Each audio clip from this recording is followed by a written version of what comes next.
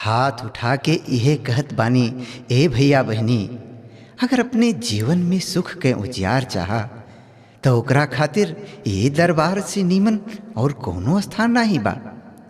एक बार शरण में आके तो देखा, ये ओढ़रदानी तोहरा जीवन के सब कलेश हर लिहन। देखी एक जने का पत्नी अपने पति से कहत बा कि हे सैया, सुनत है कि शिव जी के चर्चा में बहुत लोगन का कल्याण होत बा। सैया आप कहती तो हमहू जैती। कैसे?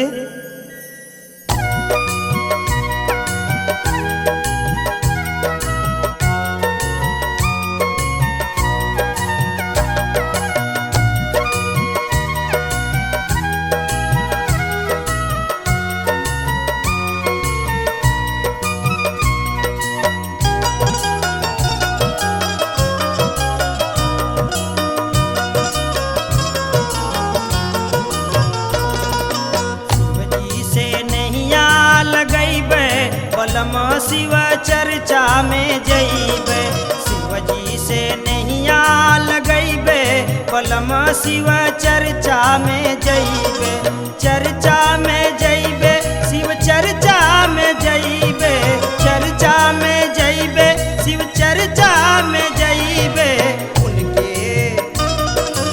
उनके शरण सुख पैबे, बलम शिव चर्चा में जइबे, शरण सुख पैबे, बलम शिव चर्चा में जइबे। शिवजी से नैया लगैबे, बलम शिव चर्चा में जइबे, शिवजी से नैया लगैबे, बलम शिव चर्चा में जइबे।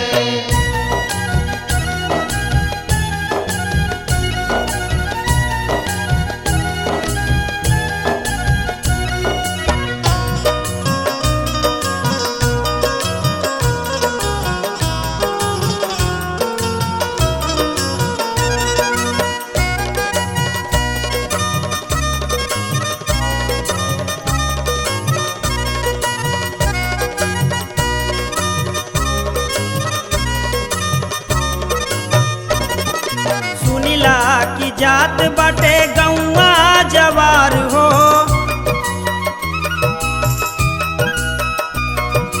नौवा के होई जाई घोषणा हमार हो। सुनिला की जात बाटे गौवा जवार हो, नौवा के होई जाई घोषणा हमार हो। मनवा में भोला के बसैबे, बलम शिव चर्चा में जइबे, मनवा में भोला के बसैबे, बलम शिव चर्चा में जइबे।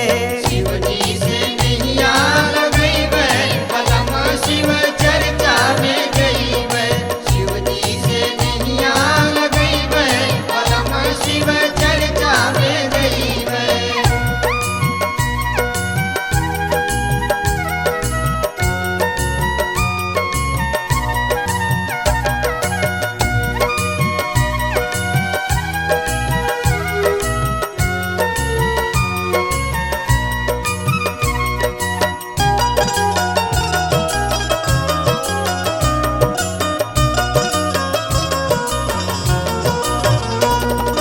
मिल जाला ओकरा जे मांगेला मंगनवा,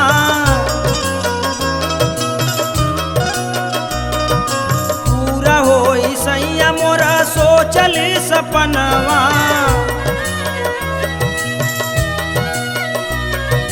मिल जाला ओकरा जे मांगेला मंगनवा, पूरा होई सैया मोरा सोचल सपनवा। सबही से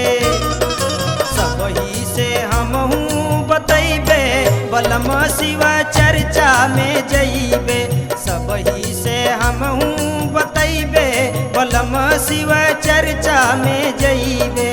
शिवजी से नैया लगैबे, बलम शिव चर्चा में जइबे, शिवजी से नैया लगैबे, बलम शिव चर्चा में जइबे।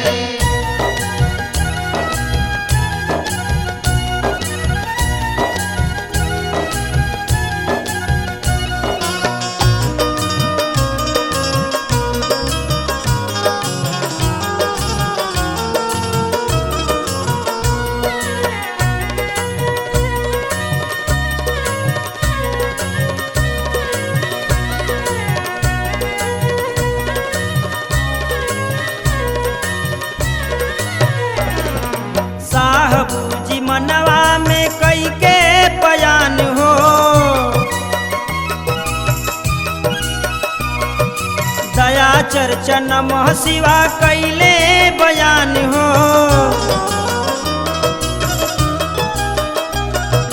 साहब जी मनवा में कई के बयान हो, दया चर्चा नमः शिवा कैले बयान हो। दीदी